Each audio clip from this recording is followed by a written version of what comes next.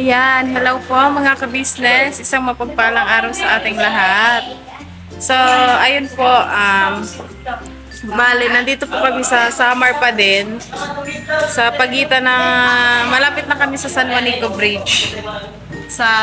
Nagdudugtong sa Samar at Leyte. Kapag nakatawid ka po ng tulay, nasa Leyte ka na. Pero ngayon po, hindi pa kami tumatawid. Siguro mga 5 minutes, nandun na kami sa tulay.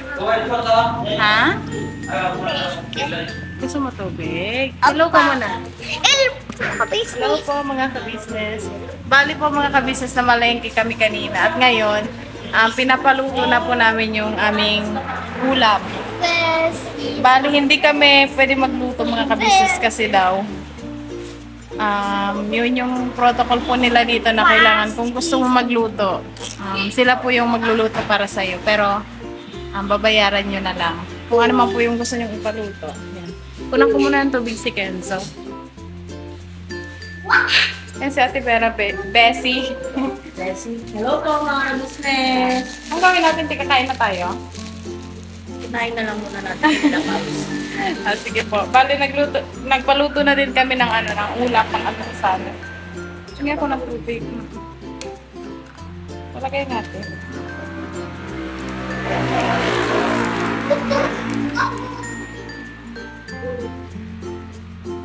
Kaya, naka. Eso. Ayos to, babe. Bali po mga kabisnes, chill muna kami habang nag-aantay. Andyan sila, Ate Vera, si Junjun, si Kuya Lito. Asa si Kuya Lito? Si Ate Mengay, si Yasho, si Genso. Andito pala si Kuya Lito. Yan. Tapos, yan, antay-antay lang po kami mga kabisnes. And then si Kuya Bong. Asan ka, Kuya Bong? Agoy, nagtatahan dito pala sa baba. Si Iskandar ng Manila. Si Iskandar ng Sampaguita. Pagita.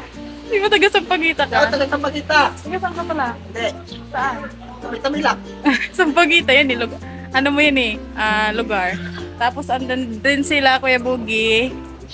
Yan. Kita ka ba? Yan po mga kabisnes. Ang ganda lang po na check-inan po namin mga kabisnes. Ayun no, kanya-kanyang pwesto. Ayun si Mercedes. Tapos kay Buknoy, ayun, nag-i-edit ata yun eh. Yan. Tingnan natin ang ginagawa ng Mercedes. Ginagawa mo Mercedes. Ay, inaayos po yung gamit. Gamit nyo? Opo. Saan ka kumuha ng mangga? Doon po sa sasakyan ni Papa. May nadala ka? Opo, ano na siya, malambot na po. Oo nga no. Opo. Asan si Boyet? Tulog? Tulog po, kakatulog lang po. Yan si Mercedes. Kakain siya ng baka naglilihi ka ha. Ha? Baka Naku, naglilihi. delikado. Hindi po. Yung bali mga kabisnes, anong oras na? 10 na. Magte-10 po. Bali hanggang 12 lang po kami dito mga kabisnes. So pagkatas namin, kumain, alis na din po agad kami mga kabisnes. Punta na kami sa lugar ni Kuya Buknoy, Mindanao na yon. Saan nga yung lugar ni Kuya Buknoy? Mindanao. Anong pangalan? Nakalimutan ko yun. Yan siya. Ha? Ay, grabe. Ano yun? Wait lang, tanungin natin si Kuya Buknoy mga kabisnes. Nakalimutan ko. Kuya Buknoy! Oo nga pala. Sa Butuan. Sa Butuan, bali Mindanao na yun. No? Pag dalawa, butoto. Kakado talaga. So tingnan po natin sila Intoy tsaka kung anong ginagawa nila sa kwarto. Bali mga kabisnes yan yung mga kwarto namin. Yan. Yan. Mga pamilya po magkakasama sa kwarto. Kapag malaking kwarto, bali may dalawa siyang kama. Tapos meron din pamilya kung ilang kasya dun sa loob. Yun po. Dito pala yung kwarto nila ate nila kuya. Yan. Tapos dito kami sa pinakadulo. Bali kami, pamilya ni Bay, tapos kami ni Intoy, yung magkasama po dito. Ang daming tsinelas ha. Sino kaya nandito? Okay. Nag-chill po sila lahat. Ayan po magbe-business ang kwarto namin. At andito yung mga bata nanonood ng TV. Si Intoy tulog.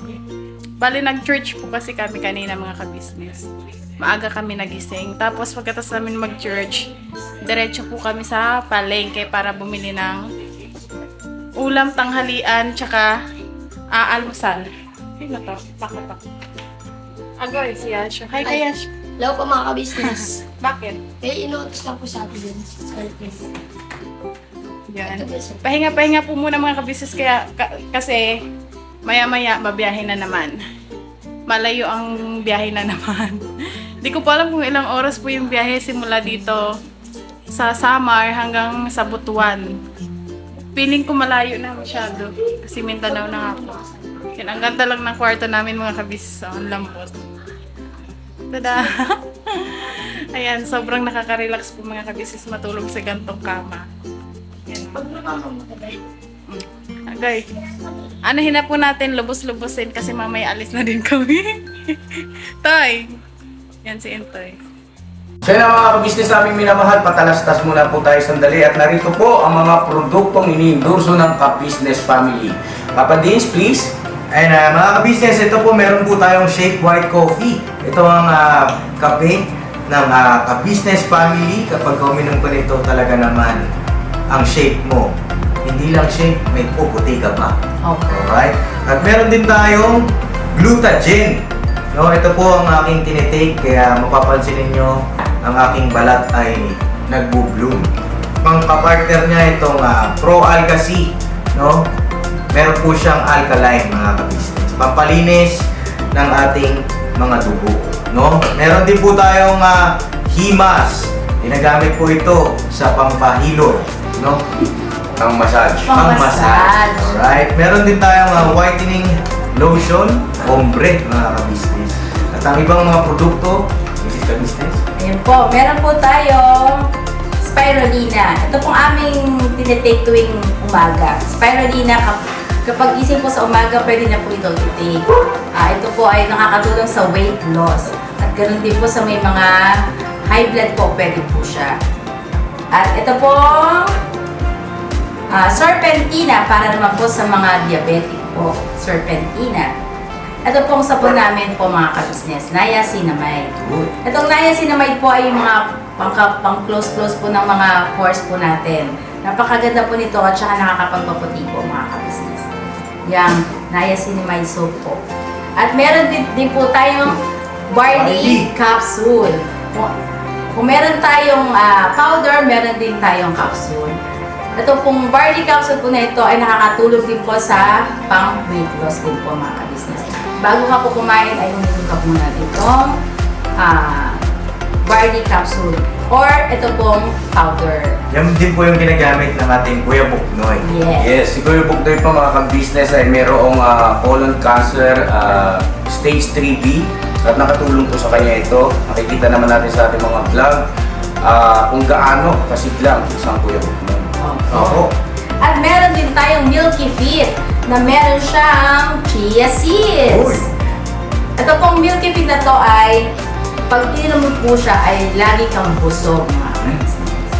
At meron din tayong Shield C, vitamin C na ka-business family. At syempre, pagka meron pa nito, siguradong protektodo.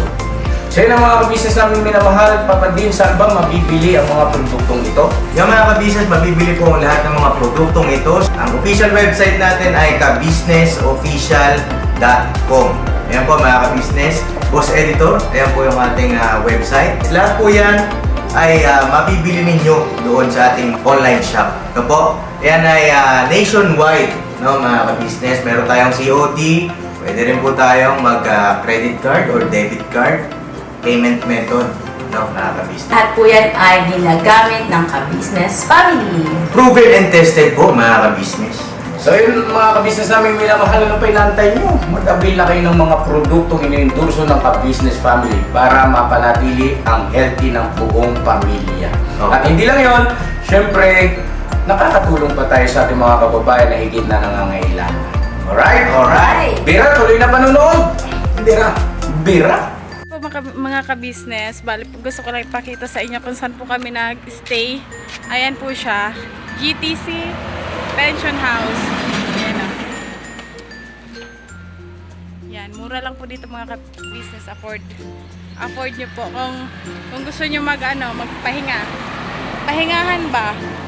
Tapos yan, kalsada na. Ayan o. Summer.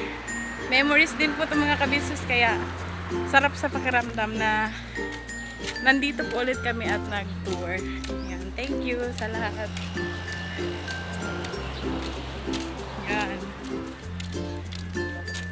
Kahit mainit yung araw mga ka-business, hindi siya ganon kasakit sa sa balat. Kasi nga po probinsya, masarap lang sa sa katawan. Yung init niya hindi kagaya ng init sa Maynila na masakit sa balat. Yan, dito muna tayo mga ka-business, chill. Ayun. Gusto ko lang mag-thank you ate, kuya, sa buong family ka-business. Kasi dahil po sa inyo, naranasan ulit namin yung gantong tour. Kung gaano kasaya yung mga puso namin na kayo po yung yung naging way para ma-experience din po namin ulit yung ganto na yung dream lang dati na uy, ang ganda dyan na gusto ko makapunta dyan, lalo na po sa San Juanico Bridge, mga ka-business na sa TV mo lang napapanood or sa libro mo lang nakikita sa social media, ganon.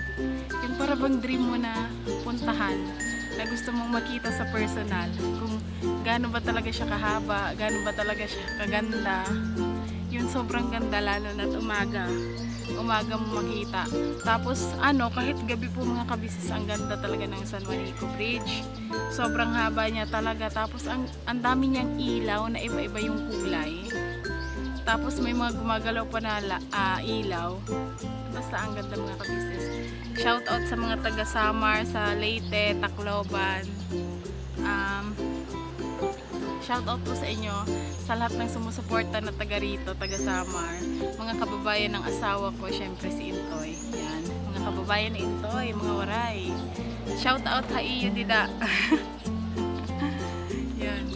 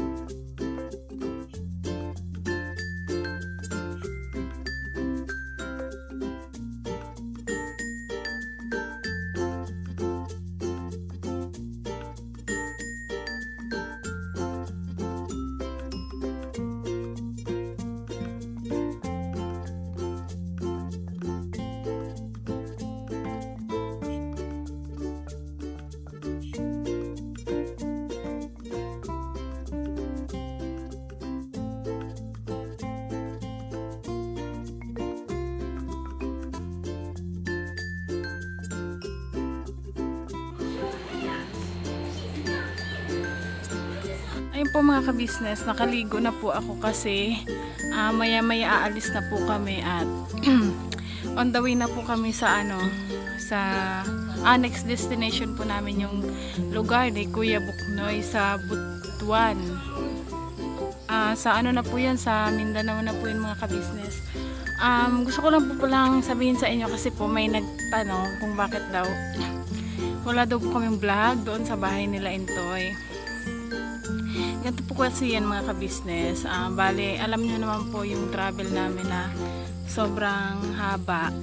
Tapos, ano po, syempre pagod na. Yung sarap ng ihiga ng katawan mo, ganun. Tapos pagdating po namin doon, yan nga po diba, masama yung pakiramdam ni Kuya. Yun. Tapos, ang ginawa po namin, bale, parang dumaan lang kami doon na nag-vlog lang kami na nandun na kami sa bahay nila Intoy, nandun kila mama, ganun. Tapos, kumain. Pagkatapos po namin kumain, naghanap po kami ng pahingahan kasi nga po madami kami mga ka-business. Bale, hindi po kami kasya doon. Kung doon kami magpapahinga sa bahay nila mama.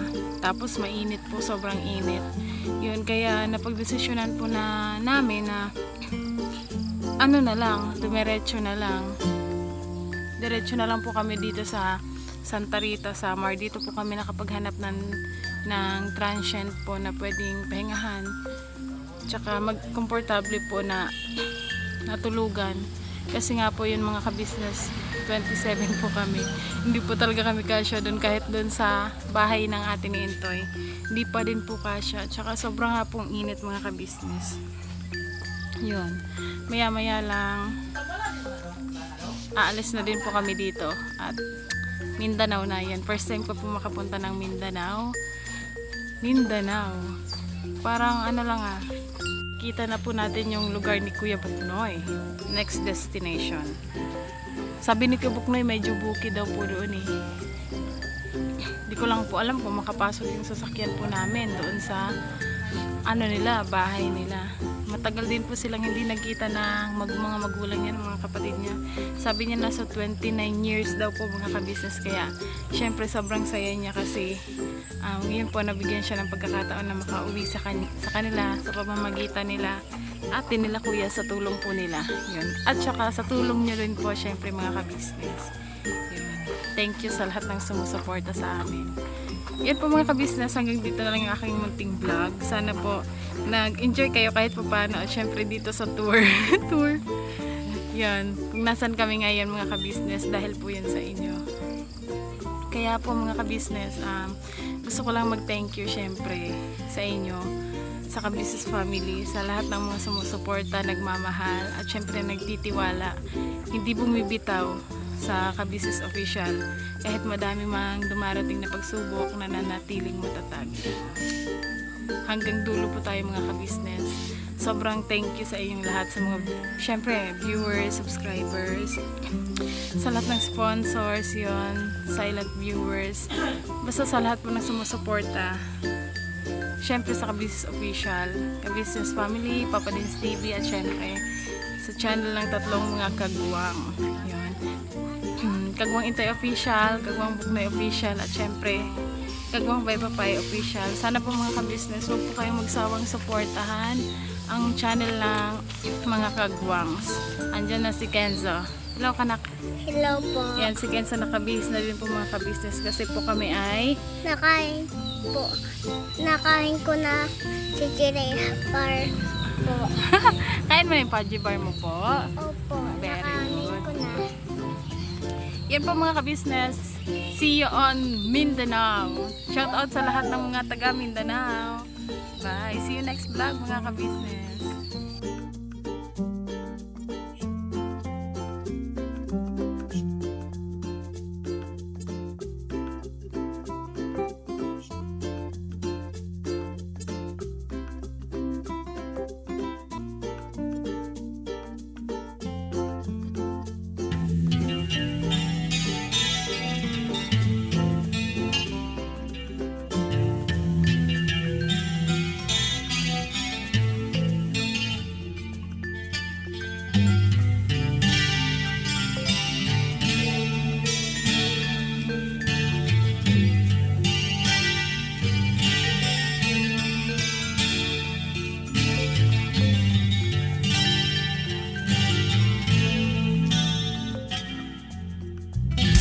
Sa bawat araw na lumipas,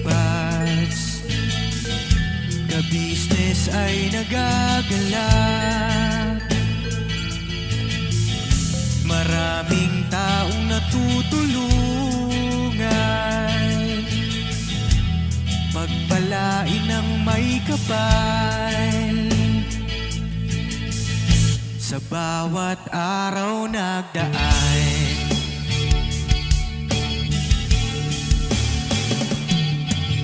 ka-business, business ka-business,